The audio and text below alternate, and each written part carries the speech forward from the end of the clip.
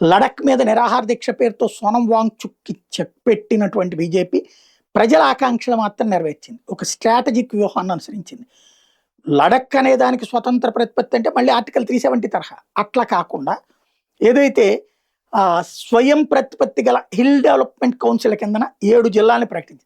LAHDC అంటే అక్కడ వాళ్ళే పరిపాలించుకుంటారు. మొత్తం 7 జిల్లాలకి ఇది విస్తరించారు. 2019లో కాశ్మీర్ పునర్వ్యవస్థీకరణ తర్వాత లడక్ కేంద్రపాలిత ప్రాంతంగా ఏర్పడింది. అయితే స్థానిక స్వపరిపాలన వ్యవస్థ మాత్రం కేవలం లేహ్ కార్గిల్ జిల్లాల్లోనే ఉంది. ఇప్పుడు దాన్ని షామ్, నుబ్రా, చాంగ్దాంగ్, జాన్స్కర్, త్రాస్ 5 కొత్త జిల్లాలుగా కూడా విభజించారు. ఇప్పుడు ఈ కొత్త జిల్లాలకు కూడా అదే స్వయం ప్రతిపత్తి ఉంటుంది.